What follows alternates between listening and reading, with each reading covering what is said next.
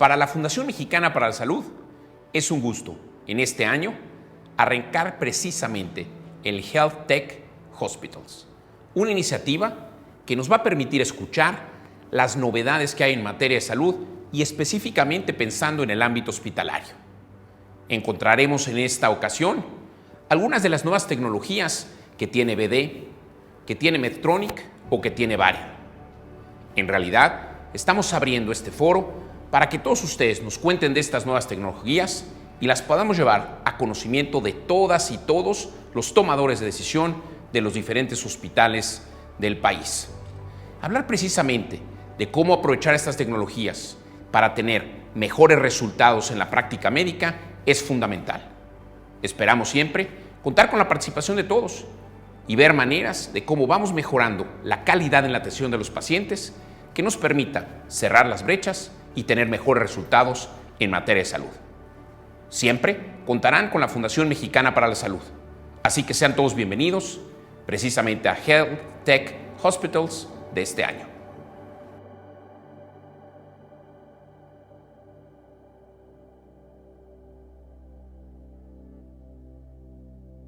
El Consejo Promotor de Nuevas Tecnologías busca mejorar los servicios de salud en México a través de la incorporación de las tecnologías que permitan reducir la brecha de atención a la salud.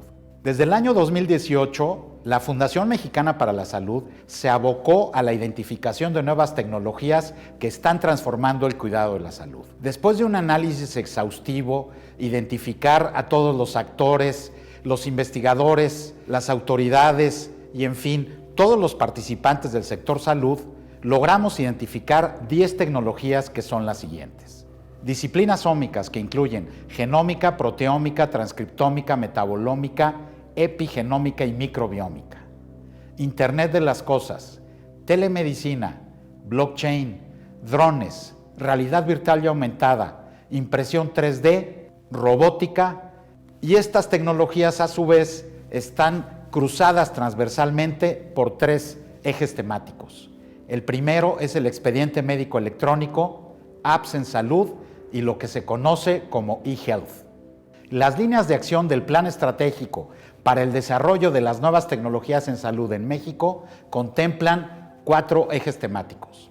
El primero es identificación de recursos humanos e infraestructura. Después, validación. Tercero, marco regulatorio. Y, por último, la socialización. Si logramos ejecutar este plan con los ejes temáticos mencionados, lograremos sin duda alguna alcanzar los objetivos trazados. Los proyectos que estamos desarrollando actualmente en el área de nuevas tecnologías para el cuidado de la salud se dividen en 4 capítulos. El primer capítulo contempla los aspectos regulatorios a través de 2 proyectos: el de la Iniciativa en Salud Digital y el proyecto de regulación para pruebas de ADN, ARN, biobancos, células madre y edición genética. El segundo grupo incluye el estudio del médico digital en México, un estudio que hemos hecho en los últimos 5 meses y que se enfoca a conocer los hábitos de adopción de nuevas tecnologías en los médicos en 19 especialidades y en las 32 entidades federativas. El tercer grupo de proyectos se enfoca hacia la socialización de las nuevas tecnologías e incluye una serie de documentos que se denominan white papers, en donde se analiza el estado del arte de las tecnologías que estamos seleccionando. El segundo son los webinars de Health Tech Hospitals 2022 y el tercero es el Digital Health Forum. El cuarto grupo de proyectos se enfoca particularmente al desarrollo de casos de éxito. Los casos de éxito es utilizando una tecnología, por ejemplo, en un hospital público. Aquí puedo citar 2 ejemplos: el proyecto de inteligencia artificial y síndrome coronario agudo que llevamos a cabo con el Instituto Nacional de Cardiología, y también el proyecto de telemedicina en pacientes post-COVID. Así también hay otro proyecto para poblaciones rurales que se denomina Salud Móvil y que está enfocado en apoyar al diagnóstico y seguimiento de padecimientos como la diabetes mellitus tipo 2 y algunas otras condiciones como sobrepeso y obesidad. A continuación, me es grato presentarles al doctor Alexandre Jacinto del Hospital de Cáncer Barretos de Brasil y a la doctora Lilian Farroni, médico radioncóloga de Oncología Dior en Río de Janeiro, quienes tendrán a su cargo la ponencia Costo-efectividad de la radioterapia corporal estereotáctica versus radioterapia convencional para el tratamiento del cáncer de pulmón. Comenzaremos con la semblanza de nuestro conferencista, el doctor Alexandre Arthur Jacinto. El doctor Alexandre es radiooncólogo, director científico del Departamento de Radioterapia, director de posgrado Lato Sensu en el Hospital de Amor Barretos. Además, es director de docencia e investigación de la Sociedad Brasileña de Radioterapia. Se encuentra con nosotros la doctora Lilian Farroni, médica radiooncóloga de Oncología Dior, Río de Janeiro, Brasil. Ella es doctora y maestra en oncología torácica y miembro de diversas asociaciones, entre las que destacan el IALSC, GBOT y el SBRT. Muchas gracias, doctora Lilian Farroni. Bienvenidos y adelante. Gracias, doctor Santiago, por la oportunidad de hacer esta presentación y poder hablar sobre cáncer de pulmón y aspectos de costo y efectividad del tratamiento. Muchas gracias, doctor Santiago, nuevamente. Una honra estar con usted. Voy a hacer un compartilhamento de mi presentación. Más una vez, gracias por la oportunidad. Realmente estoy muy grato porque podemos hablar de asunto tan importante para nosotros, hermanos, que es acceso de tratamiento de calidad para nuestra población. Estos son mis conflictos de interés y divulgaciones adicionales. Recibí un horario para entregar esta presentación y reflete mis propias opiniones y no las varian del Hospital de Cáncer, Hospital de Amor Barretos. Cáncer de pulmón, como todos saben, es una enfermedad que acomete muchas personas, millones de personas en todo el mundo, con una alta mortalidad. Es la enfermedad con mayor tasa de mortalidad que neoplasia maligna con mayor tasa de mortalidad que tenemos. Esta enfermedad es una enfermedad que comumente se presenta con una doença avanzada y no con una doença localizada.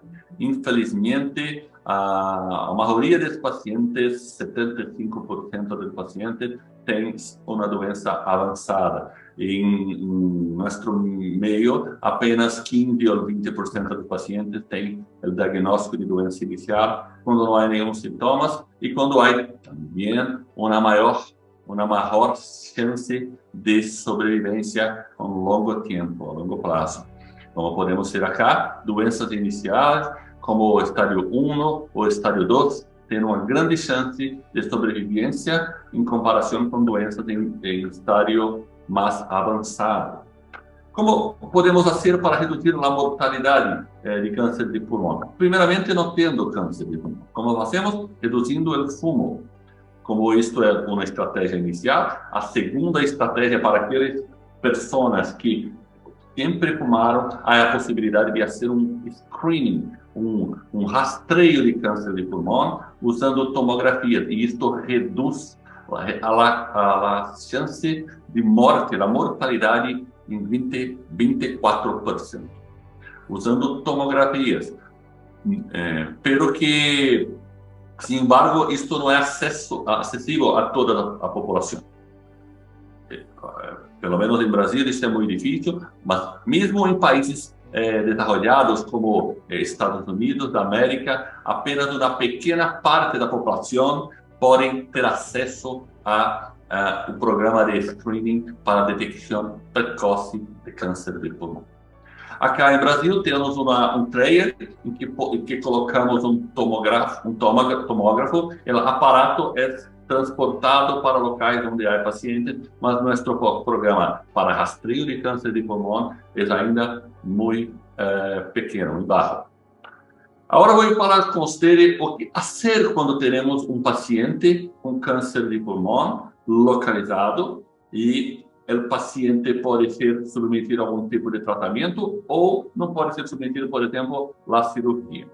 O primeiro caso que vou demonstrar é paciente que tem masculino, 85 anos, homem, ex-fumador com antecedente de câncer de pulmão, de piel superficial e também enfermidade hepática alcoólica crônica e aneurisma, además aneurisma aórtico abdominal. Este paciente claramente é paciente que não pode ser submetido a uma cirurgia. Ele é considerado inoperável, mas tem câncer de pulmão, é homem com 85 anos. O que fazer com uma doença como essa? Podemos fazer radioterapia para este paciente e considerarmos a radioterapia antiga que tínhamos no passado, os resultados não eram muito bons, eram muito malos, na verdade, mesmo com algum desenvolvimento tecnológico, por exemplo, com a criação de aceleradores lineares, melhoraram pouquinho, mas não há resultados muito bons. Agora, com alta tecnologia, podemos fazer tratamentos com alta precisão, com altas doses, e os resultados de tratamento são melhores, muito melhores atualmente, como vou demonstrar para vocês. Esta é uma investigação, uma importante investigação do grupo australiano de radioterapia, que eles fizeram fazendo uma randomização em pacientes com doença inicial, exatamente como no nosso caso, com doença inicial, com paciente que não pode ser operável medically, not operable.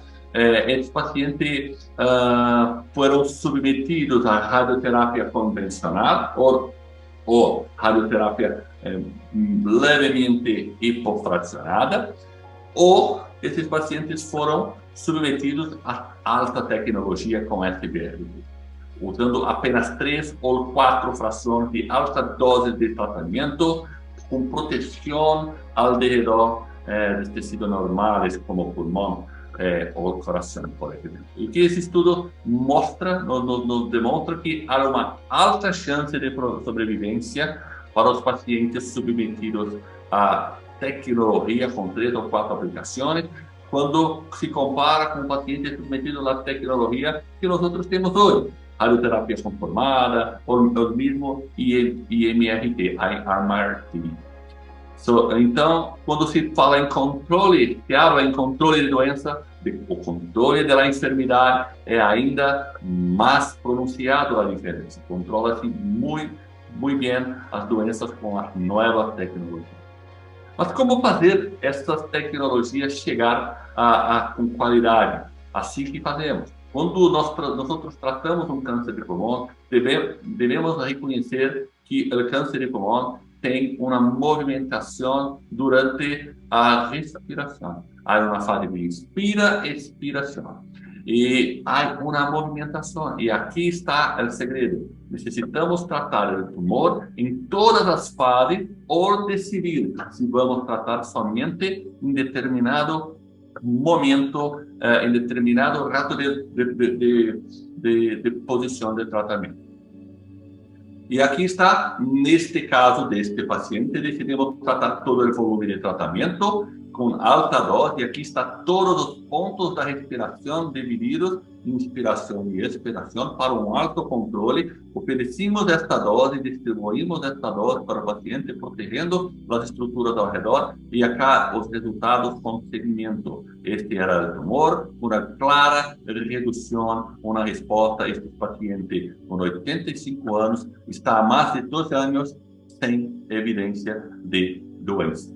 Agora, aqui pelo PET scan, podemos ver a captação reduzindo durante o tempo, mostrando a importância de oferecer tratamento de alta qualidade. Mas isto é custo efetivo? Veremos em breve. Agora, um outro caso, uma mulher de 66 anos, ex-fumadora, uma função pulmonar adequada, uma história de câncer de mama, e durante os exames de seguimento foi identificado um nódulo do lobo superior direito, esquerdo, que identificou adenocarcinoma wild type, selvagem. E esta paciente tinha uma indicação de cirurgia, porque a doença era ressecável, e a paciente tinha condições de se submeter à cirurgia. Sin embargo, esta paciente foi para o Google e descobriu que havia a possibilidade de ser submetida à radiação com SBRT. E o pneumólogo recomenda cirurgia, dizendo, nunca he ouído falar disso, SBRT. Pero que o paciente, mesmo assim, decidiu por radioterapia, e isto é uma situação comum, muito comum, principalmente agora sendo identificada pela literatura, quando os pacientes decidem cambiar a opção. O médico, o doutor, oferece uma possibilidade de tratamento, muitas vezes embasada na própria opinião, e o paciente procura alternativas. E isto tem acontecido tanto com a cirurgia quanto com a radioterapia. Um aumento de pessoas que cambiam de tratamento buscando tratamentos menos invasivos. E aqui está o tumor, uma captação pelo PET scan e a resposta que esta paciente teve ao longo do tempo. E agora temos mais de 4 anos seguindo esta paciente e não há evidência de doença. Portanto, podemos tratar pacientes inoperáveis, que é a indicação clássica com SBRT, mas podemos tratar também pacientes com doenças operáveis, que podiam ser submetidas para a cirurgia, mas decidiram por radioterapia. Mas radioterapia, SBRT, é um tratamento custo-efetivo? Podemos implementar? Nós gostaríamos de saber isso no Brasil, porque em Brasil, provavelmente como em México, não há pagamento, não se paga por isso. O tratamento não é pago, não é reconhecido pelos investors.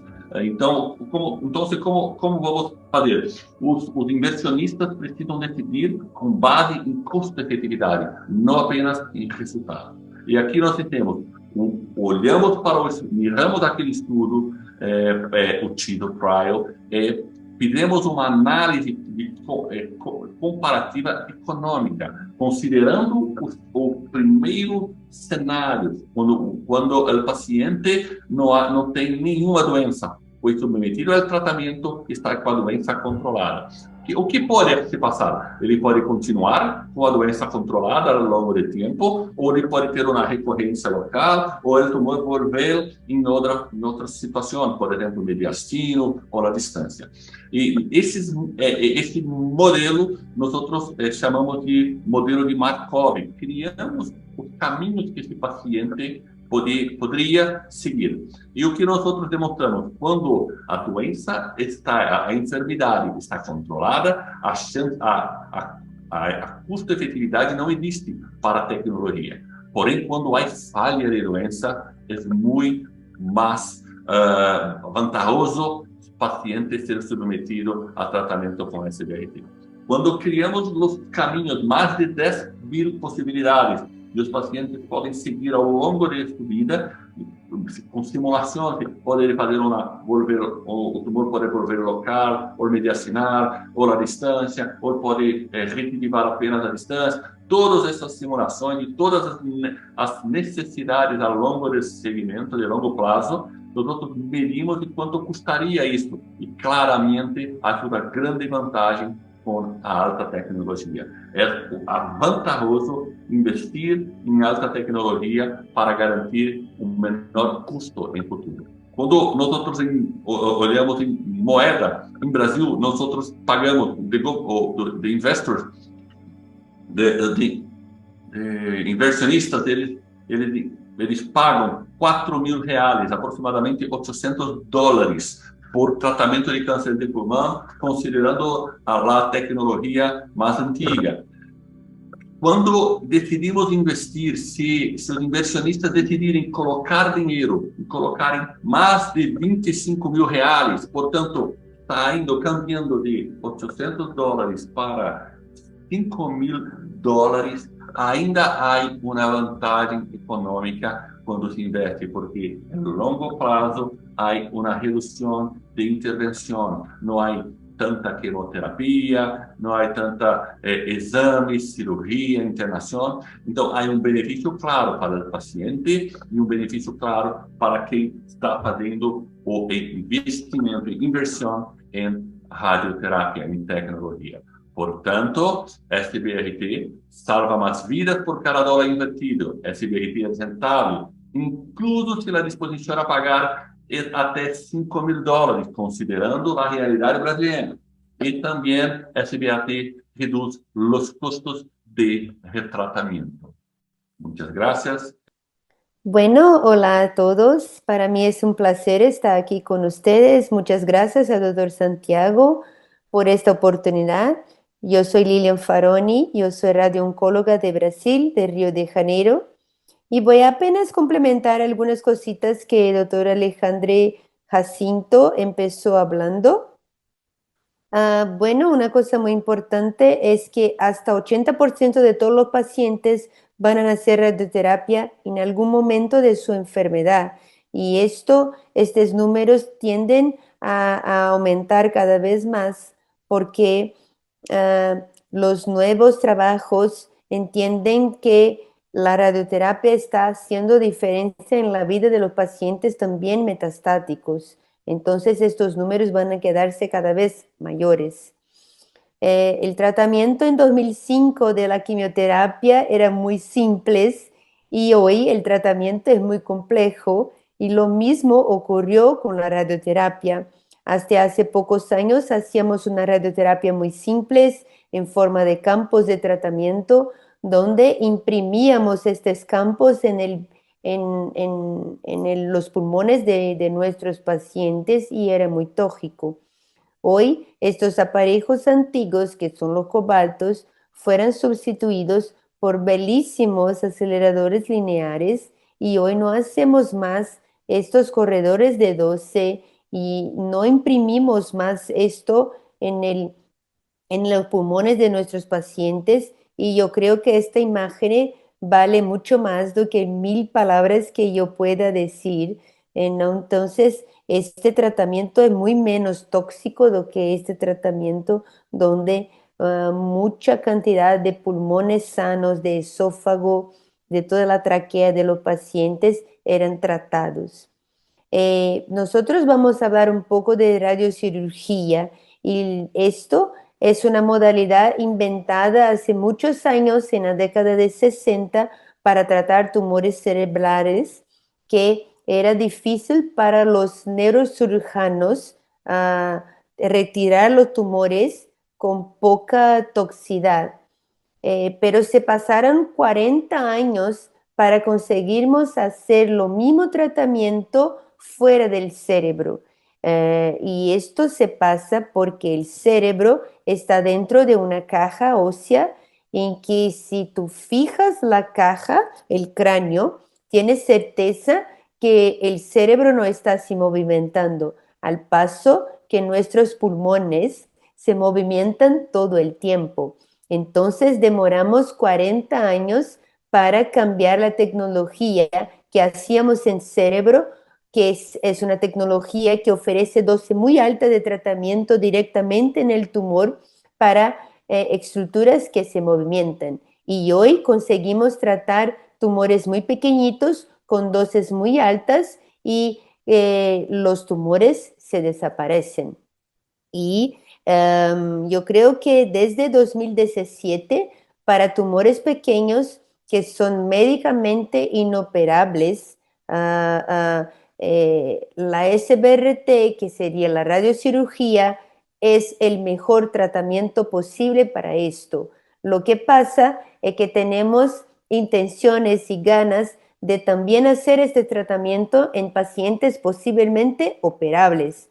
Y esta es una pelea muy difícil para nosotros porque estamos hablando de un tratamiento que existe desde 2001 contra un tratamiento que existe desde 1932.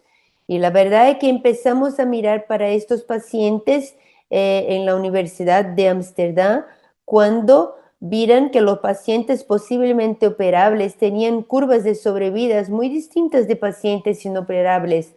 Y esto es fácil de entender porque los pacientes inoperables clínicamente son pacientes que tienen muchas otras comorbilidades que van a matarlo, y muchas veces no por cáncer de los pulmones. Esto fue confirmado por el grupo japonés y en 2015 existió el primer trabajo comparando la cirugía con la radiocirugía. Todo bien, un trabajo pequeño de solamente 58 pacientes, pero para desespero de los cirujanos, nuestra sobrevida se quedó mejor do que la sobrevida de la cirugía.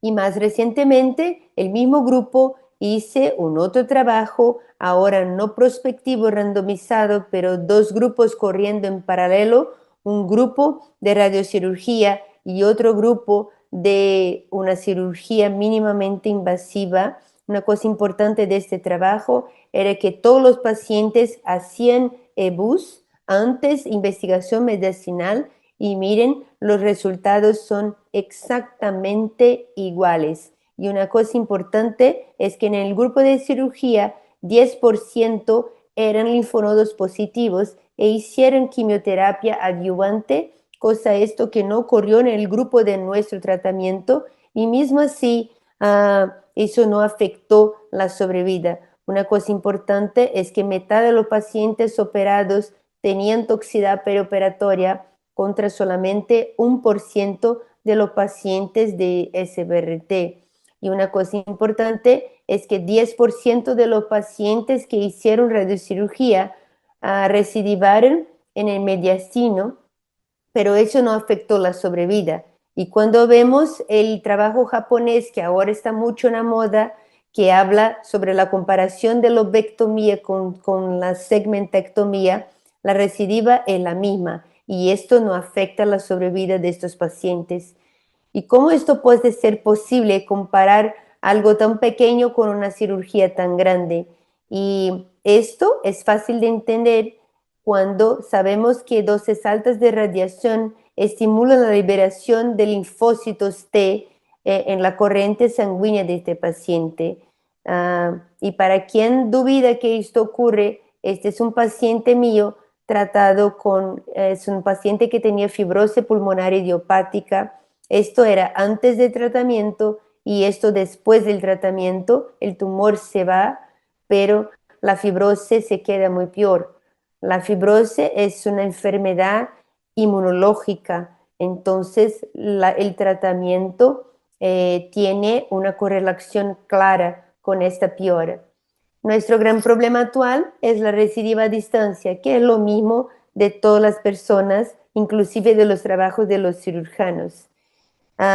Este año recientemente publicamos la mayor casuística de América Latina de esta técnica, con más de 200 pacientes tratados y bueno, los resultados del mundo real son los mismos resultados de los grandes trabajos con control local muy grande, muy espectacular y con lo mismo 20% de recidiva a distancia.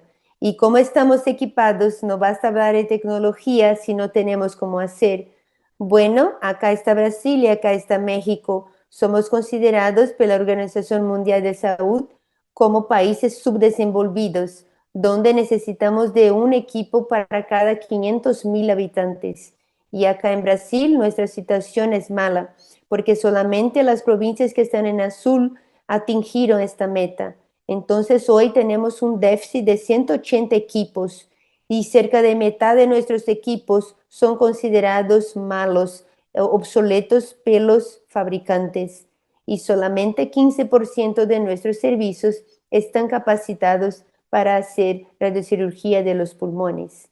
Y es muy importante pensar que falta hablar sobre esto, falta individualización del tratamiento y saber que muchas veces los pacientes van a merecer las dos cosas, tanto como esta paciente que tenía dos tumores distintos, un tumor en base y un tumor en ápice. Este se fue operado, una lobectomía inferior, y este se trató con radiocirugía.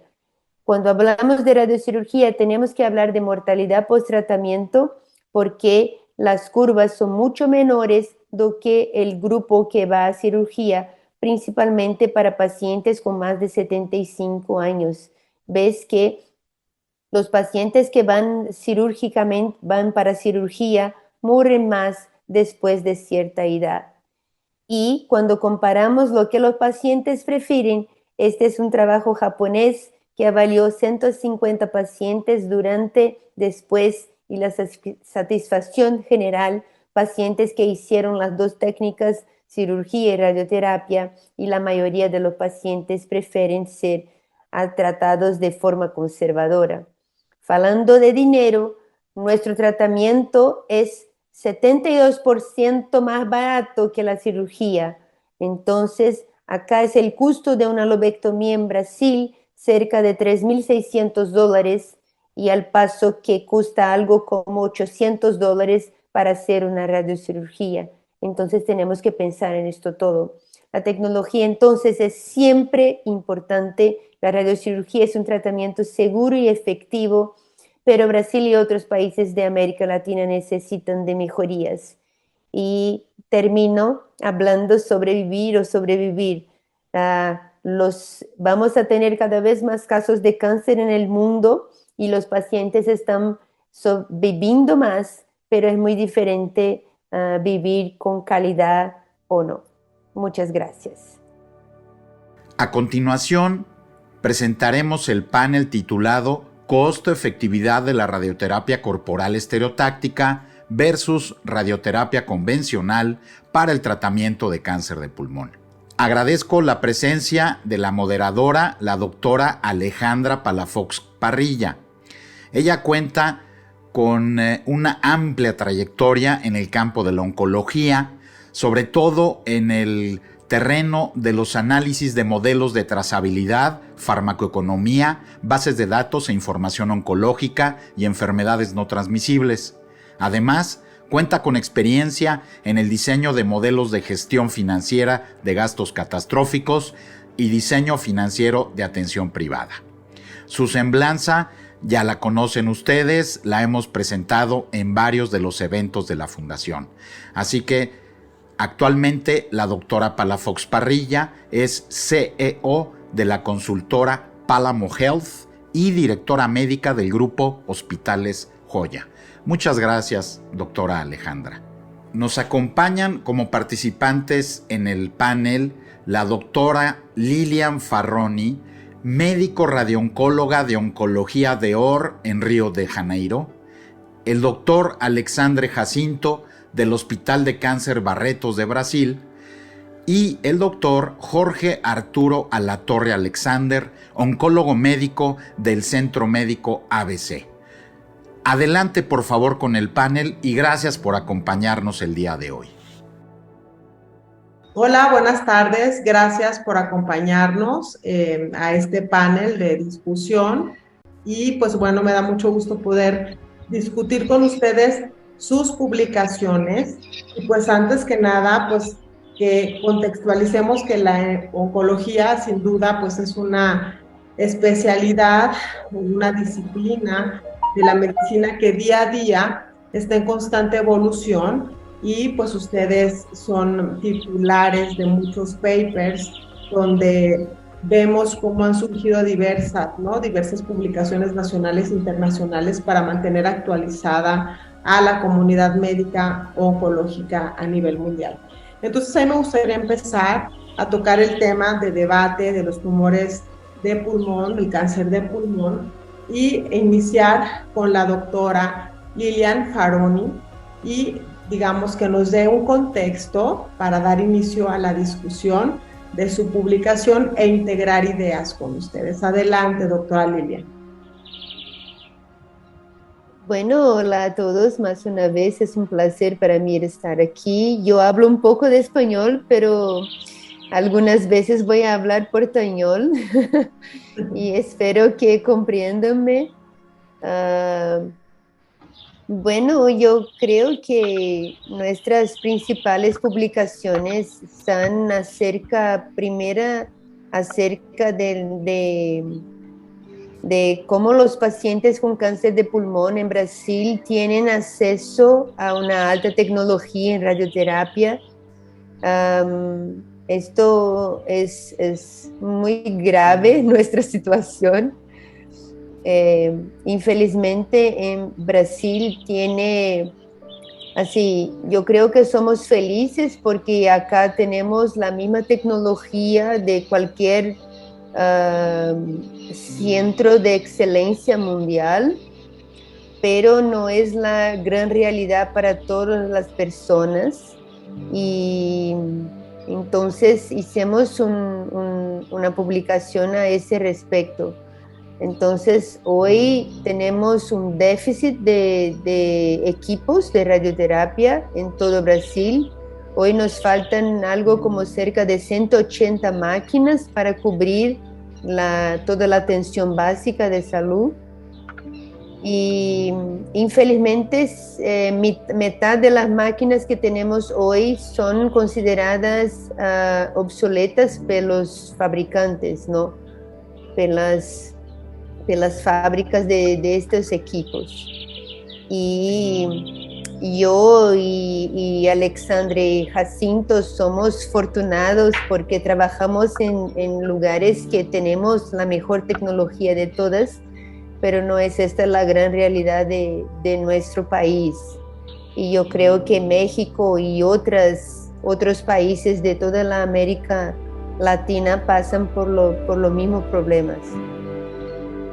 Y así es, yo creo que en todo América ese es el problema. En el norte no tanto, evidentemente, en América del Norte, pero sí en América del Sur. Y una cosa que se comparte entre ustedes es precisamente esa, pues digamos, pues permite a ustedes publicar, creo yo, no sé, doctor Jorge Alatorre, a la hora de que se establece una publicación y ustedes buscan dar inicio con un tamizaje, si es por el caso para una publicación específica, pues hasta eso ustedes podrían considerar contar con ese tipo de equipo, una teletórax simple, por ejemplo, ¿no? Para hacer alguna especie de estudio. Y más allá, pues que se trata de un tratamiento multidisciplinario, usted como oncólogo médico, la integración que establece es el trabajar en un Instituto Nacional en México. ¿Cómo nos encontramos nosotros con respecto a Brasil en cuanto a tecnología? Bueno, ahorita, como comentaba muy bien Lilian, la verdad es que vivimos nuestro país es muy heterogéneo en relación al acceso a salud, está como muy fragmentado. Entonces, digamos que en México hay diferentes servicios, uno es el IMSS, ISSSTE, Salubridad, Sedena, Pemex, entonces, y cada uno tiene un acceso diferente, entonces es muy complicado poder decir cómo estamos en nuestro país. Pero lo que sí sabemos es que en la parte, obviamente, de radiooncología, por lo que comentan mis colegas de radioterapia, estamos en una situación muy similar, ¿eh? O sea, faltan muchos equipos, faltan más expertos, entonces eso es. Pero en la parte de oncología médica también el acceso es muy heterogéneo. Aunque haya medicamentos que estén aprobados en nuestro país para ser utilizados, en la parte pública, que como comentan bien ahorita la historia de Alexandre y de Lilian es parecida, trabajan en centros de excelencia. Trabajar en centros de excelencia lo que te hace es como poder tener un poco más de acceso a ciertos recursos que no son representativos de todo el país. Exacto. Exacto. Entonces, yo en mi instituto realmente lo que vemos es, nos enfocamos únicamente a cáncer de tórax. Entonces, tenemos recursos y expertos para cáncer de tórax, aunque no tenemos, por ejemplo, PET-CT y tampoco tenemos radioterapia en nuestra institución y tenemos que subrogar estos servicios a algún otro centro. Pero digamos que tengo neumólogos, cirujanos de tórax, patólogos respiratorios, o sea, tengo todo un grupo multidisciplinario bastante bueno, y los que no tengo, en las sesiones multidisciplinarias se unen de otros centros, entonces me permite hacer equipo gracias a esta modalidad híbrida. Pero sí no es algo que es representativo, o sea, si yo te hablo de lo que pasa en mi institución, quizá dejo fuera la mayoría de las instituciones del país. Y pues lo que sí hemos aprendido todos es que es muy importante trabajar en grupo, y este acceso a estos grupos de excelencia pues no es tan sencillo, ¿no? Obviamente se puede gracias a todo esto que es digo, de lo poquito bueno que nos dejó la pandemia, es hacer este tipo de interacciones como híbridas, la verdad. Y para sesiones multidisciplinarias y para grupos, creo que ese apoyo se ha podido lograr. Okay. Pero digo, es como heterogéneo, la verdad. Como digamos que el contexto es similar desde el punto de vista de tecnología, y pues bueno, al final la universalización de la salud acá es complicada, de hecho, multifragmentado nuestro sistema. Y yo tenía, como para entrar en contexto, una pregunta para el doctor Alexandre Artur. Ustedes allá, me imagino, todos nos apegamos a las guías, ¿no?, internacionales, y por ejemplo, en el caso de iniciar un protocolo de investigación multidisciplinaria para alguna publicación, ¿cómo es posible realizar una mejor selección de los participantes? Allá también ustedes hacen un consenso donde sugieren algunos criterios de inclusión para algunos pacientes, por ejemplo, entre un rango de edad específico, un antecedente a exposición a tabaco. En el caso de México, pues hay mucho tema con el humo de leña, etcétera, exfumadores, familiares, exposiciones a diferentes otro tipo de comorbilidades como enfermedades pulmonares obstructiva crónica, el EPOC, o el índice de masa corporal elevado, o algún tema, ¿no?, algunos otros síntomas que ustedes consideren. Ese tipo de situaciones, este análisis para seleccionar estos indicadores, ¿es similar, doctor Jorge Arturo, doctor Alexandre, doctora Lilian, a la hora de hacer un análisis, digamos, a la industria farmacéutica nacional, a la gente que labora en la industria farmacéutica y a la de allá de Brasil? Pues me imagino que deben de estar en comunicación, pero para fines de exposición de este webinar sería muy interesante conocer cómo le hacen. Gracias por la oportunidad. Primeramente, como lo dicho doctora Lilian y doctor Jorge, tenemos una gran dificultad en acceso a alta tecnología en tratamiento de cáncer, específicamente cáncer de pulmón. Estamos aquí a discutir.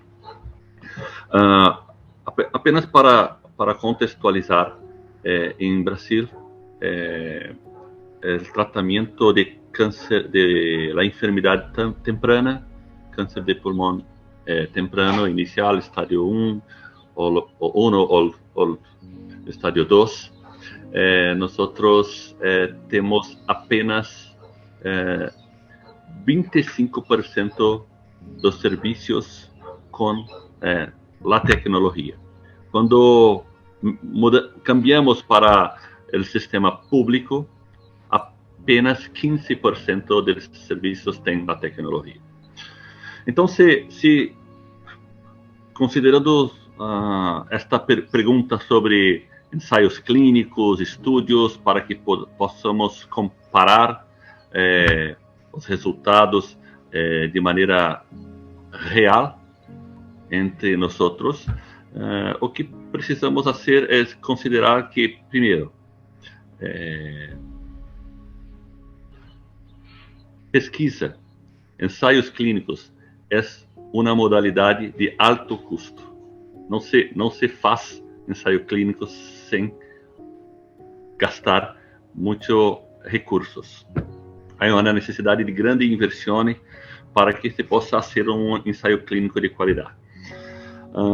Então, o que mais importante considerar acá é que, se formos considerar um protocolo de pesquisa de um ensaio clínico, precisamos considerar informações que são comuns entre nosotros los pacientes.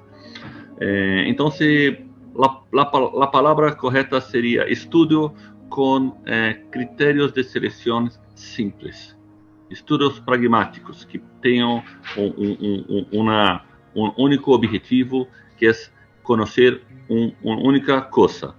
Nada de hacer estudos complejos, muy grandes, apenas queremos saber si es efectivo el tratamiento con cáncer de pulmón, usando SBRT, por ejemplo, en pacientes que son también candidatos a cirugía, mas que no tienen acceso a la cirugía en nuestros países.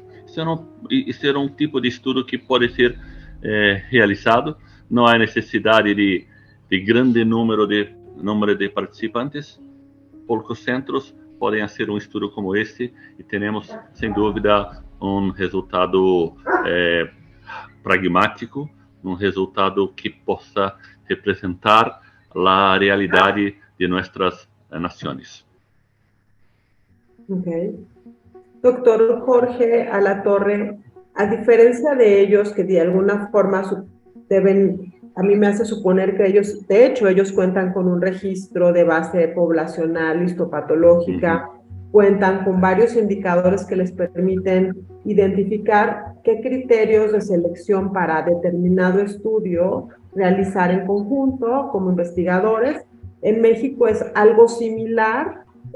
Con relación a la metodología a la hora de tomar decisiones para un proceso de investigación y propuesta de periodo ante la industria, doctor, en México?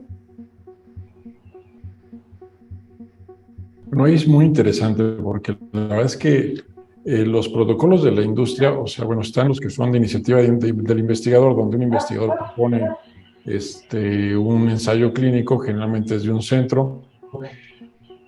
Hasta ahorita no he visto como muchos, por lo menos en mi país, que sean como multicéntricos de una propuesta de un investigador, sino más bien que nosotros nos anidamos a un ensayo clínico fase 3, por ejemplo, que nos permite dar acceso a los pacientes y se abren a lo mejor, dependiendo las características del estudio, de 2 a 5 centros a lo mejor en el país en diferentes partes. En el norte, algunos otros en zona centro y algunos en el sur. Entonces, eso nos permite como tener esa posibilidad de participar y desarrollar también investigación, sobre todo en cáncer de pulmón, que se ha hecho muy, muy importante por los resultados derivados de la biomarcación, de las inmunoterapias, y que nosotros como países en desarrollo y que lo que comentaba, el acceso está como limitado en muchas partes del sector salud, permite ofrecerle a pacientes tratamientos con un potencial alto que al final se acaban convirtiendo en estándares en la actualidad en la mayoría. Entonces son como resultados interesantes, pero generalmente es más como de ese tipo de estudios, y los que son iniciativa de un investigador, hablando de la interacción que se hace con la farma, son más de un centro. Entonces, y de centros de alto volumen, no de volúmenes pequeños. Okay. Doctora Lilian, ¿algún comentario respecto a la integración de la metodología de propuesta por parte de la industria farmacéutica que considere relevante? La verdad, Alejandra, es que la industria farmacéutica, el foco de la industria farmacéutica es muy diferente de nuestra especialidad. La industria farmacéutica, para ellos interesa poco si el paciente va a hacer una cirugía o va a hacer radioterapia. La mayoría de las pesquisas son muy focadas en drogas. Solamente hace poco tiempo, desde el inicio de la inmunoterapia y principalmente de la integración de inmunoterapia con radioterapia, que la industria farmacéutica empezó a mirar nosotros como potenciales para Bueno, creo que hay sí una buena interacción entre radioterapia y inmunoterapia. Si esto mejora mis resultados, entonces vamos a investir en en la radioterapia también. Esto se pasó en cáncer de los pulmones, pero esto ocurre de 5 años más o menos para acá. Ok. Entonces... Ok, y entrando al modelo de tratamiento de acuerdo a la etapa clínica y el tipo biológico del tumor que deriva, ¿no?, a la atención de radiooncología, con respecto al manejo que se realiza, dependiendo de la etapa en la que llega, el oncólogo médico pues toma la decisión, se hace la referencia hacia radiooncología o hacia cirugía, dependiendo de la situación. El modelo operativo brasileño, ¿cómo podrían ustedes describirlo y cuál sería la aportación hacia nosotros y viceversa? Podríamos pedirle también al doctor Jorge que nos dé su retroalimentación.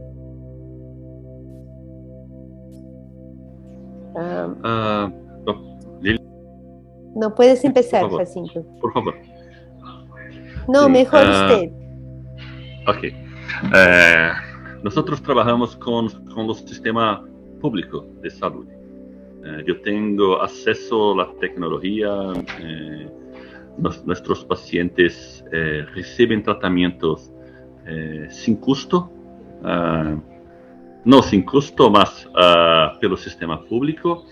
Entonces es un poquito diferente de los sistemas privados. Entonces, nosotros sabemos, por ejemplo, que hay una gran importancia el uso de inmunoterapia para el tratamiento de cáncer de pulmón en estadios avanzados, metastáticos, mas también no resecables. Entonces, cuando hay una oportunidad de estudios, nuestros pacientes tienen acceso a inmunoterapia. Entonces, por ejemplo, un paciente con cáncer de pulmón de estadio 3 que necesita recibir radioterapia con quimioterapia. Después de este tratamiento hay una fuerte evidencia de que el paciente necesita inmunoterapia. Para los pacientes del sistema público no hay inmunoterapia. Nosotros podemos ofrecer una gran tecnología en radioterapia, mas no hay inmunoterapia para estos pacientes. Estoy hablando sobre el centro donde estoy a trabajar en este momento.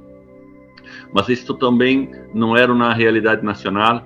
La calidad de radioterapia no es tan grande como es en Barretos, donde estoy a trabajar ahora. Esto es diferente, por ejemplo, para pacientes que están no sistema privado. Doctora Lilian poderá decir mejor sobre esto más, pero que hay esta diferencia. Cuando estamos hablando sobre una doença más temprana, una doença inicial, entonces no hay papel para tratamiento sistémico, no hay papel para quimioterapia, para estadio 1, por ejemplo. Hay papel para cirugía o papel para radioterapia. Y acá nosotros sabemos que la radioterapia es una opción efectiva para pacientes que no son operables, mas que necesita de un tratamiento radical con alta tecnología. Hay una publicación que nuestro grupo publicó recientemente, que fue un tema de una palestra que presenté en este congreso, en este simposio, y que donde nosotros avaliamos si a utilización de radioterapia de alta tecnología llamada SBRT para el cáncer de pulmón inicial es custo efectiva para el sistema público de salud. Y lo que nosotros demostramos, ustedes pueden checar la presentación, lo que nosotros demostramos es que, considerando la moneda brasileña, un tratamiento hoy cuesta aproximadamente alrededor de 4.000 reales, aproximadamente $800. Cuando utilizamos el tratamiento con SBRT, no hay un pagamento por eso. Porém, si el gobierno decidisse pagar por este procedimiento, cuando hicimos los modelos de custo-efectividad, y si el gobierno decidisse pagar por el procedimiento, ele poderia pagar aproximadamente $5.000 ou 25.000 reais, que el tratamiento sería considerado costo efectivo. Y la taxa de controle de doença es aproximadamente 90% para cáncer de pulmón inicial. El paciente recibe ese tratamiento en apenas una, 3 o 5 fracciones. En una semana el paciente está tratado. Isso não é um procedimento invasivo. Então, necessitamos considerar isso. Isto é custo efetivo, isto é seguro, isto é eficaz. Não há dúvida. E isto não é de alto custo, mas não tão alto custo como, por exemplo, tratamentos com imunoterapia, por exemplo. Então, é uma grande oportunidade de discutirmos sobre a implementação desse tipo de tecnologia, que, considerando todo o cenário de oncologia, não é de alto custo. É um procedimento que é efetivo e de alta efetividade e custo-efetividade. Provavelmente também para nossos irmãos de Latinoamérica. De América Latina. Claro, totalmente. ¿Puedo complementar algo? Claro que sí, doctora Liliana, adelante.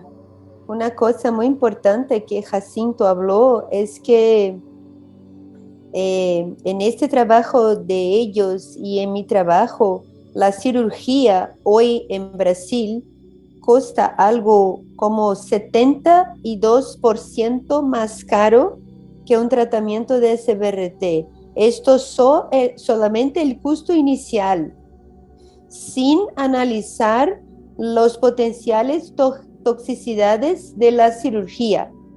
Porque una cosa muy importante es que la cirugía es equivalente a la radiocirugía, que la sigla para nosotros es SBRT, pero la mejor cirugía. El problema es que de la misma forma que toda la oncología, toda la radioterapia es totalmente heterogénea, y yo creo que el doctor Jorge debe tener lo mismo problema en México. La mayoría de los servicios de cirugía de Brasil también no tienen vídeo, no tienen robot, no tienen la mejor tecnología.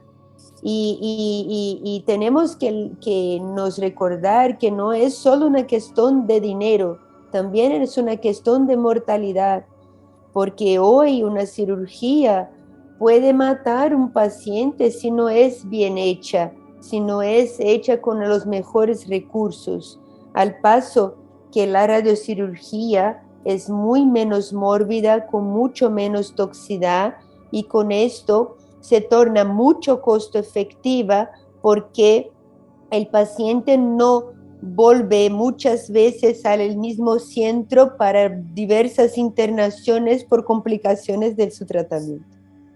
Claro, de acuerdo. Hay que considerar también que la curva de aprendizaje para el procedimiento de SBRT, alta tecnología en radioterapia, es muy pequeña. Es muy pequeña si compararmos con la curva de aprendizaje para que un cirujano se torne un grande cirujano, que tenga alto rendimento. Então, precisamos também considerar esta peculiaridade, esta particularidade em tratamento com SBRT. Comprendo, de acuerdísimo. Doctora Latorre, en México, ¿cómo estamos respecto a este tipo de tratamientos para, bueno, vamos a ponerlo en contexto desde su experiencia y conociendo la situación en México? Híjoles, es complejo, Ale, la verdad es que es súper complejo porque yo tengo tengo dos, bueno, en México se acostumbra a trabajar en la parte pública y en la parte privada. Yo en la parte privada, pues obviamente tengo acceso a esta tecnología, tengo acceso a expertos, digo, los costos también son altos y todo, pero bueno, generalmente en ese hospital pues, se puede resolver, y la cuestión es que gente es algo que ocupo mucho en mis pacientes. Ahora, en la parte pública, la radiocirugía es realmente una excepción. O sea, de hecho me tarda mucho cuando quiero hacer radiocirugía a un paciente, vamos a pensar que tiene metástasis cerebro, y lo refiero a que se le haga radiocirugía, pues pueden pasar mes y medio en lo que se hace el tratamiento, que no es como que para nada lo que nos gustaría, ¿no? Ah. Entonces se hace complejo realmente.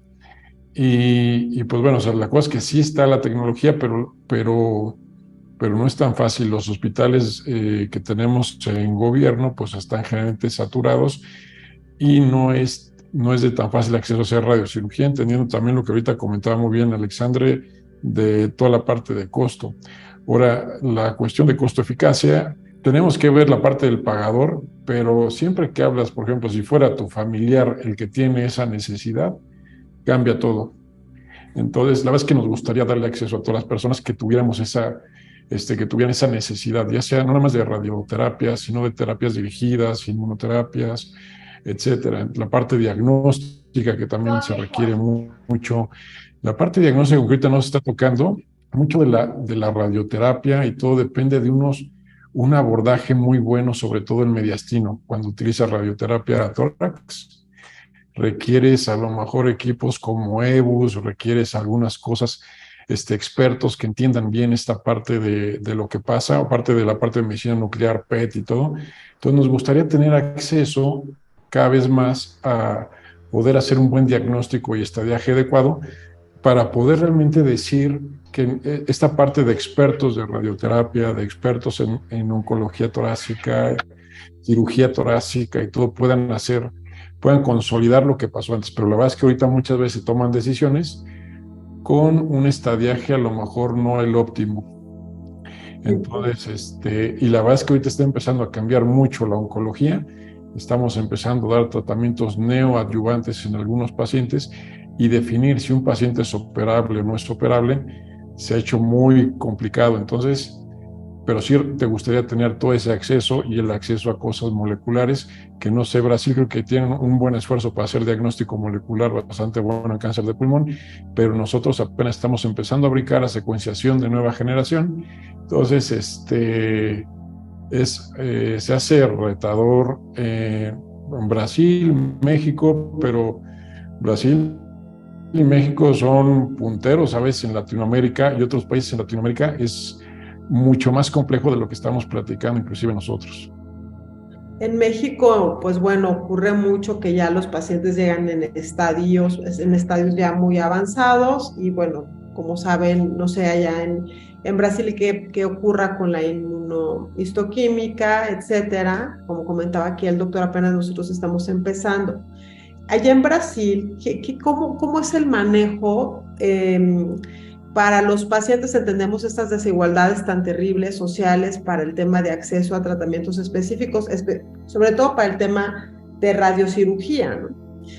Más allá de que diagnosticaste y que se hizo un tratamiento a lo mejor con quimioterapia, con a lo mejor inhibidores de la tirosina, sinasa en segunda y terceras líneas, por ejemplo, ¿cómo tú manejas a un paciente que ya llega allá, por ejemplo, en Brasil? Acá en México, por ejemplo, es terrible cuando te das cuenta que quisieras haberlo ayudado, que hubiera llegado antes, y no hay muchas alternativas en el sistema público, que comentaba el doctor, este acceso terrible. A ustedes, ¿cómo es esta situación? Porque pues el tamaño de la muestra pues no es como tan grande en la publicación, pero sí nos da un margen para más o menos identificar el costo-beneficio, como bien decía el doctor Arthur y la doctora Lilian en sus publicaciones. Entonces, al final allá, ¿cómo podríamos verlo?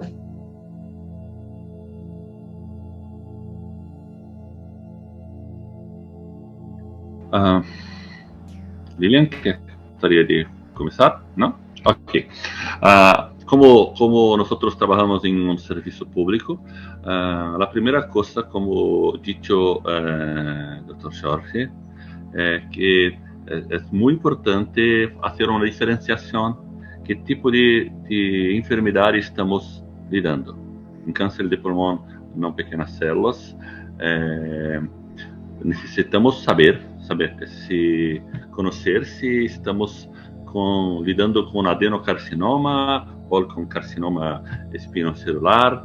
Entonces, hay una posibilidad de direccionar el tratamiento para una terapia direccionada. Por ejemplo, EGFR ou então ALK, por exemplo.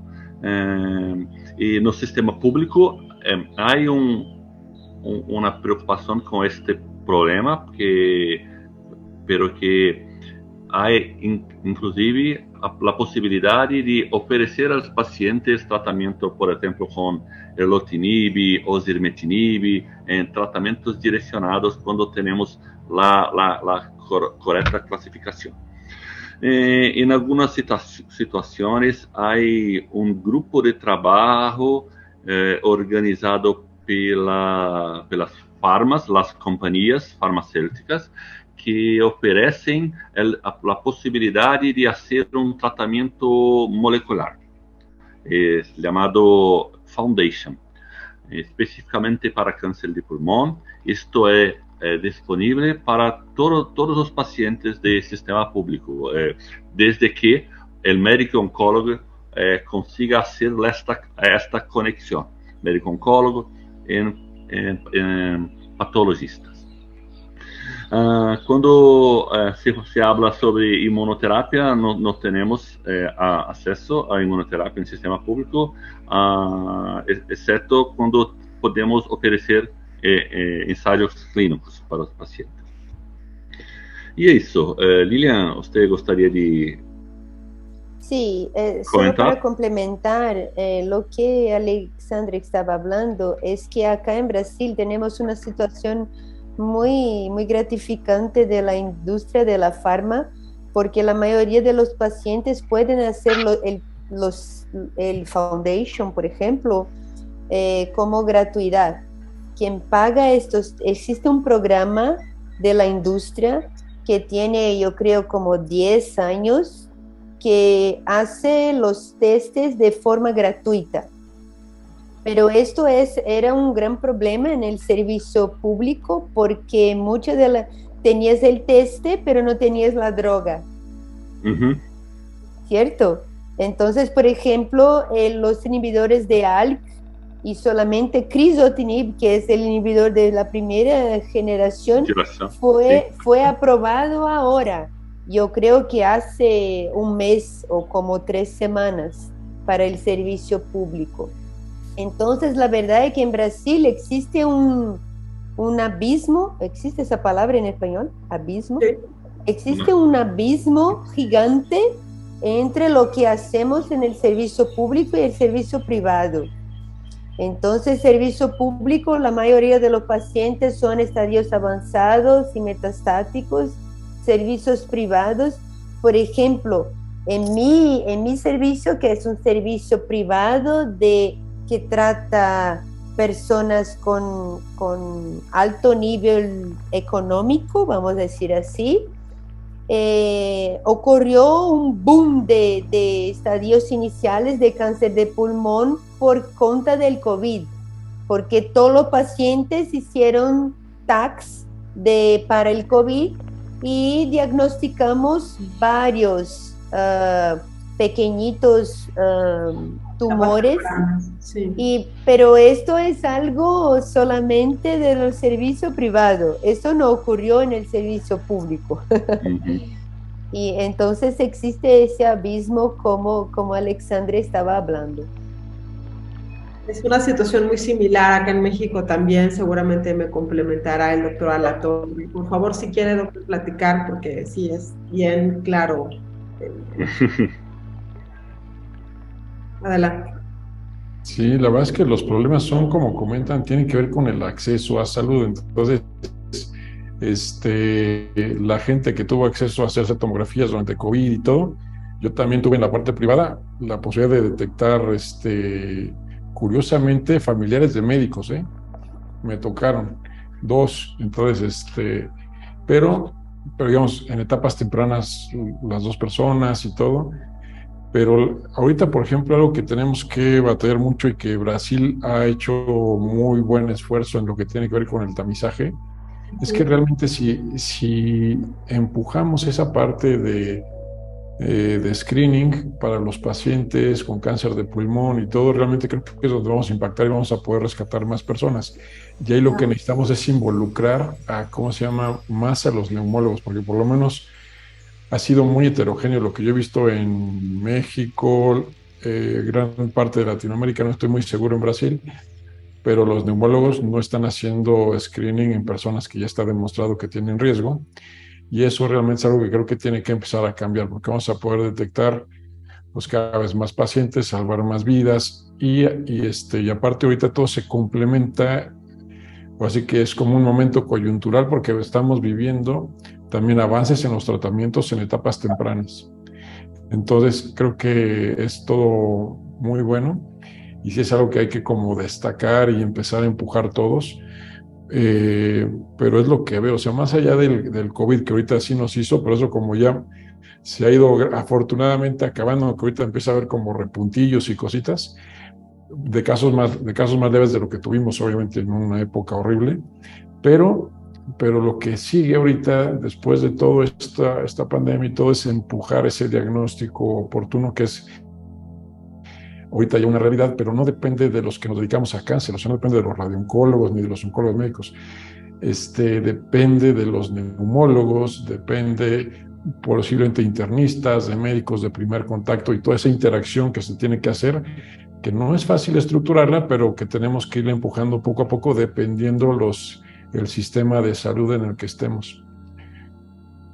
Justamente esa era como la reflexión de esta primera etapa de la sesión.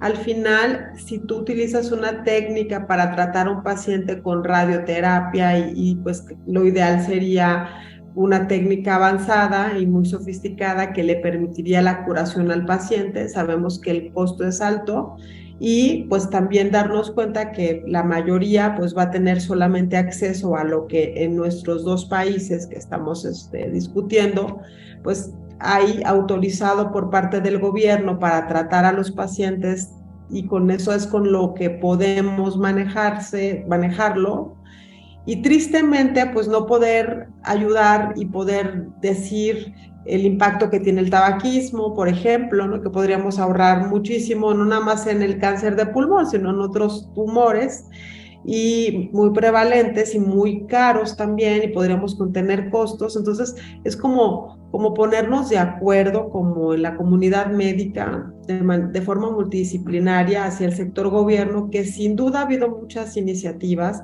y que contribuyen mucho a las publicaciones, pero ¿qué es lo que hace falta para que tengamos más conciencia social y para que realmente exista un manejo integral igual para todos los pacientes con cáncer de pulmón, por ejemplo? O sea, determinar una etapa, establecer que sea más conveniente. Claro que como médicos quisiéramos que todos tuvieran acceso en cualquier estadio, porque pues son seres humanos, pero viéndolo desde el punto muy pragmático y muy objetivo y claro de los riesgos y el costo, pues porque al final una etapa 4 pues ya requiere cuidados paliativos y un gasto adicional por parte del familiar, entre otras muchas cosas.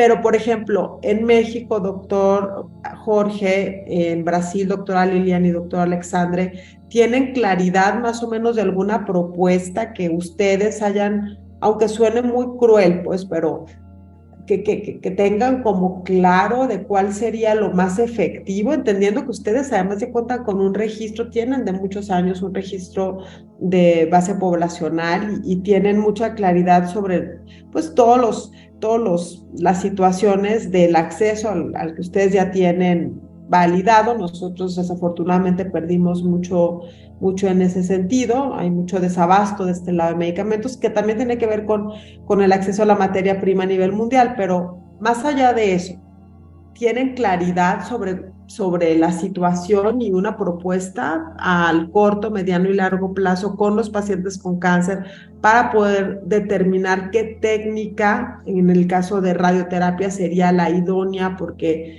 en un periodo de tiempo, pues tendrías pacientes sanos, económicamente activos y productivos, por decirlo, ¿no?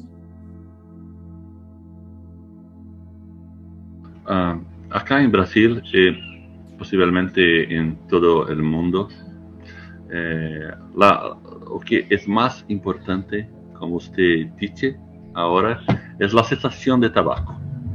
La cesación de tabaco, de tabagismo, es la actitud más efectiva para la reducción de mortalidad y reducción de diagnóstico de cáncer de pulmón. La segunda mejor estrategia es la inversión en screening, en rastreamiento para el cáncer de pulmón. Está ahora determinado, definido, que si hiciéramos rastreamiento para cáncer de pulmón con tomografía de baja dosis, con tomografías para pacientes de alto riesgo, hay una reducción de mortalidad, no apenas por cáncer de pulmón, mas está definido que hay una reducción de mortalidad. Después de eso, claro que precisamos tener una estructura para tratar los pacientes que tienen el diagnóstico confirmado de cáncer de pulmón en etapa 1, cáncer de pulmón temprano, etapa 1 y etapa 2, porque es cuando hay una posibilidad real de cura. Etapa 3, etapa 4, estadio 3, estadio 4, la posibilidad de sobrevivencia es muy reducida. Entonces, necesitamos trabajar con screening de cáncer de pulmón y después con estrategias para ofrecer el tratamiento para estos pacientes. ¿Qué tipo de tratamiento? Cirugía de alta calidad o radioterapia de alta tecnología, que está determinada, que es SBRT. Precisamos ofrecer eso. Es posible hacer políticas públicas colocando grandes centros de cirugía, de oncología, de alta complexidad, incluyendo todos los procedimientos, mediastinoscopia, cirugía de alta calidad, PET-scan, esto que precisamos hacer. Mas no hay necesidad de hacer muchos centros, porque el tratamiento es único, o cirugía o radioterapia.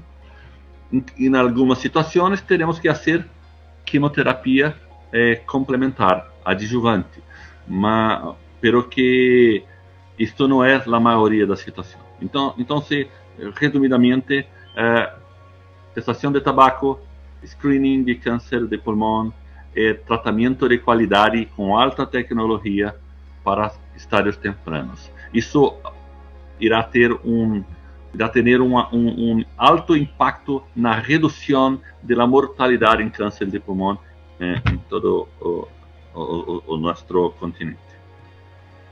Doctora Lilian, de lo que comenta el doctor Alexandre, que complementará, estoy segura, Respecto a la etapa 1 y 2, ustedes allá en Brasil tienen identificado el tipo biológico, o sea, si es un carcinoma, la histología, pues un adenocarcinoma, alguno de epidermoide, escamoso, o sea, lo tienen a ese nivel de identificación por el tipo de manejo que requeriría de quimioterapia en su caso, o pues es una etapa temprana, como bien dice el doctor Alexandre, pues te lo llevas al quirófano o le haces radioterapia. Lo tienen allá definido, identificado histológicamente en la comunidad derechohabiente pública y, bueno, básicamente pública, que es el grueso, ¿no?, de la población. Sí, sí, acá en Brasil es algo parecido con todos los países del occidente. La mayoría son adenocarcinomas. Pero acá en Brasil tenemos un dado curioso, que tenemos más pacientes con mutación de EGFR do que la media de otros países del occidente. Pero sí tenemos esto muy bien mapeado de entre los pacientes que consiguen accesar el sistema. Pero yo creo que el punto principal de esta discusión no son estos pacientes, son todos los otros que no consiguen llegar a este resultado. Y apenas para complementar algo que Alexandre habló, yo creo, y algo parecido con que el doctor Latorre estaba hablando, yo creo que un gran problema que enfrentamos acá es una mudanza de pensamiento de los pneumólogos, porque yo creo que México es algo parecido. Somos países tropicales con muchas enfermedades infecciosas y mucho lo que pasa es que los pacientes se quedan haciendo muchas veces tratamientos empíricos para tuberculosis, para otras enfermedades, y estos médicos no piensan en cáncer de pulmón. Hacen muchas y muchas campañas para tuberculosis, para cosas así, y no hacemos programas de rastreamiento efectivos para esto. Otro problema que estamos enfrentando acá en Brasil es el aumento del cigarro electrónico, principalmente en niños y niños de la adolescentes de entre 10 y 15 años. El Grupo Brasileño de Oncología Torácica hizo recientemente una pesquisa con más de 5.000 jóvenes junto con la Sociedad Brasileña de Pediatría, y 1 en cada 4 jóvenes de hasta 18 años ya fumó cigarro electrónico. Esto es otra preocupación. El doctor Jorge Alatorre Alexander es de los médicos más preocupados por esta situación. Entonces estoy segura de que le sumará a usted, Lilian, en la lucha.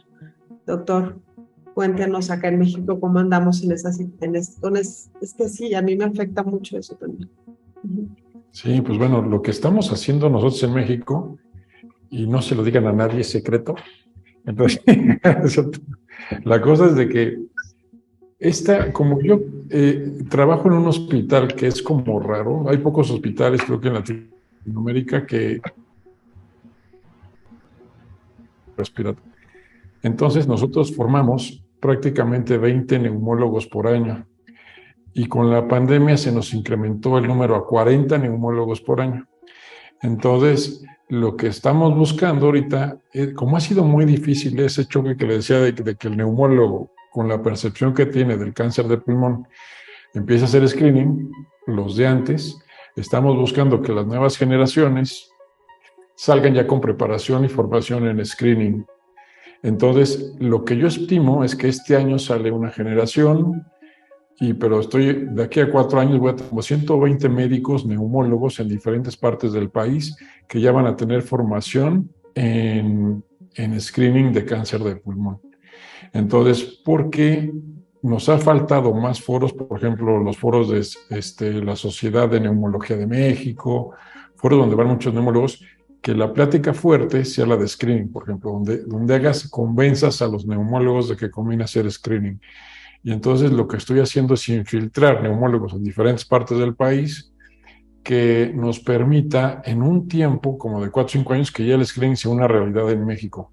Entonces yo lo que creo que eso va a empezar a pasar y que ellos van a empezar a formar también sus grupos multidisciplinarios, van a empezar a formar a médicos de primer contacto para generar todo esto que se requiere para hacer screening, pero no es rápido y no está tan fácil.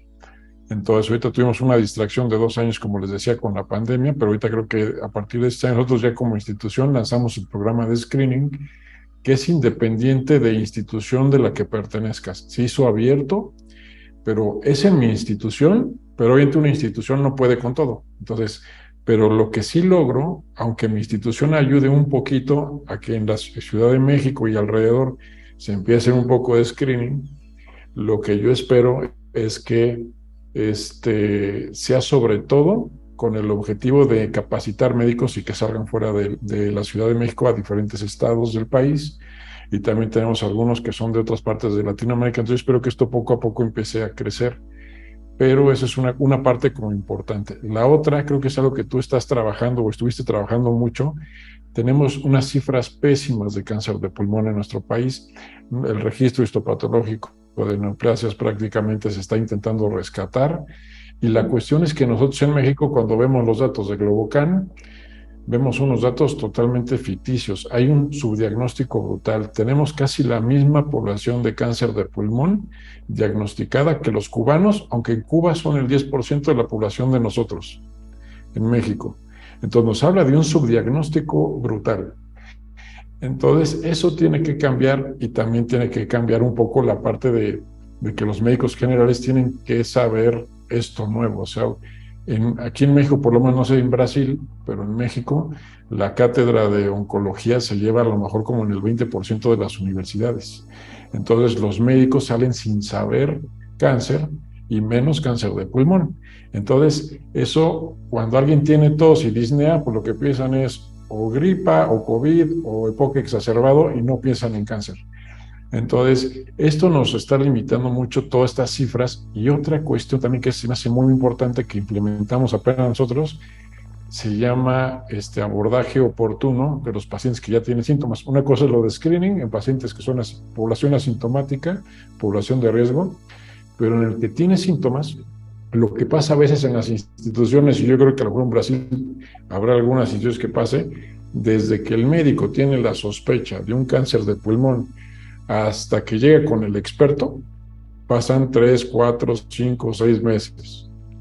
Entonces, lo que estamos buscando es acortar esa brecha en mi institución, que es generalmente rápida, pero hay instituciones de otros servicios de salud que ahorita que tenemos la tecnología de comunicación tan avanzada a través de WhatsApp y cosas así, la verdad es que se pueden hacer canales de comunicación mucho más adecuados en instituciones donde a veces de mandar de un primer nivel a un tercer nivel pasan meses, pues se puede ir acortando. Entonces lo que buscamos es generar como ese ejemplo de que se pueden reducir los tiempos en una persona que tienes derrame pleural, masa en estudio y todo, para que se aborden lo más rápido posible. Entonces son realmente mucha cosa que tenemos que hacer en Latinoamérica, pero todo lo tenemos que ir como, o sea, las diferentes cosas que las tenemos que ir empujando poco a poco, pero creo que eventualmente se puede.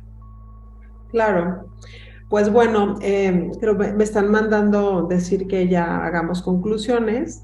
Al final de cuentas, yo creo que las grandes empresas relacionadas a la infraestructura de radioterapia y como expertos en oncología y entendiendo los indicadores, las necesidades de nuestros países, pues nos queda claro que hay que abordar, que hay que hacer, que se puede hacer académicamente, en cuanto a investigación, en cuanto a propuestas hacia el gobierno, ver de qué forma se capitaliza lo que se tiene en el sector público y ver de qué forma podríamos ver que la sociedad civil organizada aporte, ¿no?, a las personas que podrían participar o no en algún protocolo, en algún ensayo clínico para beneficiarse, cosa que como médicos ustedes que sí tratan, yo soy epidemióloga, no me corresponde a mí lo que usted decía, pero debe ser dificilísimo poder tomar este tipo de decisiones y seleccionar pacientes cuando tienes un número para participar. Entonces debe ser complejo y yo quisiera que, a manera de conclusión, pues ustedes en este webinar que van a ver muchos de nuestros colegas y conocidos en todas partes, pues y los invitemos a la reflexión de lo que, bueno, las publicaciones ahí están, ustedes mismos han participado, pero más allá de eso, pues el entendimiento de la formación académica y la corresponsabilidad, ¿no? Entonces, quien guste iniciar para cerrar, yo les quiero agradecer mucho su participación y felicidades por sus publicaciones a los tres. Y pues ojalá que se convivan, se comuniquen y sean los mejores amigos para hacer un puente de tratamiento y para comunicar hacia nuestros estudiantes de medicina, actualizarlos. Muchas gracias. Quien guste para cerrar el panel, por favor. Primero las damas. Bueno, fue un Gracias. gran placer más una vez y muchas gracias. Vamos a hablar más. Tenemos que hablar la misma lengua todos. Creo que este es el mensaje final. Si todos queremos lo mismo y hablamos lo mismo, ¿por qué vamos a conseguir algo? Gracias pela oportunidad. É um grande prazer conhecer sobre a realidade em México e conhecer que temos muito que fazer juntos, porque os desafios são realmente gigantes e creio que podemos, como dijo a doutora Lilian, trabalhar juntos para melhorar o acesso e condição de tratamento para nossos pacientes.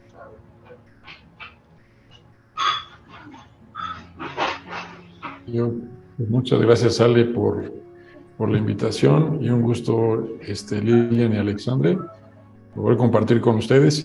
Y bueno, nada más como de mensaje, que sepan, digo, los que nos vean en el webinar, que se puede hacer investigación y podemos participar en investigación en Latinoamérica, que realmente es algo que nos ha permitido dar acceso a muchos pacientes y cambiar vidas de muchos pacientes. A veces es complejo iniciar, pero hay gente que los puede apoyar, nosotros los podemos apoyar para que puedan ellos mismos desarrollar investigación en sus centros. No es fácil, a veces uno piensa que es cosa del investigador, pero realmente requiere un grupo de investigación que apoya coordinadores, capturistas, gente. Y digo, a veces lo difícil es arrancar, pero que estamos disponibles para que si requieren algún tipo de asesoría o algo, la verdad es que con todo gusto, porque creo que tenemos que trabajar todos en grupo para mejorar las cosas en nuestra región. Então, agradecemos pela oportunidade desta discussão.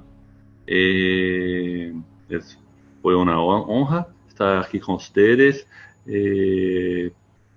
Conte conosco sempre que precisar, será um grande prazer estar com todos vocês que participaram desse webinar.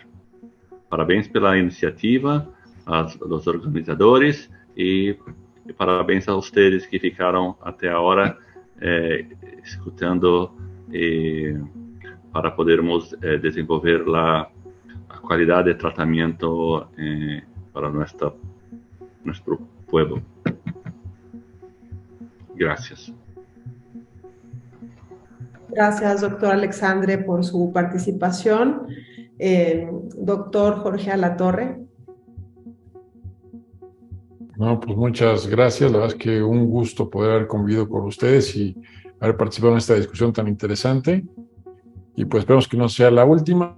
Así que con todo gusto, ahí estaremos si se organizan más sesiones de este tipo. Muchas gracias. Gracias, doctor. Hasta pronto. Doctora Lilian Faroni. Bueno, más vez, muchas gracias por la oportunidad. Como yo dice, si todos nosotros hablamos la misma lengua, yo creo que vamos a avanzar mucho en este tratamiento. por veces hablar de cáncer de mama es bonito, tiene muchas cosas sobre esto, y muchas veces hablar de cáncer de pulmón porque son fumadores y no merecen que hablamos sobre ellos. Creo que no es verdad y tenemos mucho a hablar sobre esta enfermedad tan importante que aún mata tanta gente. Gracias. Gracias a usted, doctora. Pues no nos queda más que despedirnos nuevamente. Gracias a FunSalud, gracias al doctor Santiago Smarch, gracias a todos nuestros compañeros de FunSalud por esta oportunidad para aportarle a la comunidad académica, a la comunidad médica, pues este tipo de reflexiones, porque más allá del entendimiento de datos que ya conocemos y hemos leído, es cómo le vamos a hacer para que juntos toquemos este tema más puntualmente, porque nos interesan nuestros pacientes y FunSalud es una de las organizaciones más comprometidas con ello. Nos vemos pronto y muchas gracias por todo. Hasta la próxima. La oferta de servicios de salud es susceptible a optimizarse a través del uso de nuevas tecnologías que permitan el diagnóstico y tratamiento oportuno de las enfermedades más frecuentes en México, así como el fomento de la vinculación público-privada y las eficiencias operativas. En esta ocasión, revisamos una terapia nueva que es la radioterapia corporal estereotáctica para el tratamiento de cáncer de pulmón, sus ventajas y los retos para su implementación en nuestro país. Agradecemos a los ponentes y panelistas su valiosa participación y en la Fundación Mexicana para la Salud seguiremos revisando los avances tecnológicos a nivel global e impulsando aquellos que sean susceptibles a utilizarse en el Sistema Nacional de Salud, con el único propósito de disminuir la brecha de acceso y mejorar la salud de los mexicanos. Muchas gracias y hasta la próxima.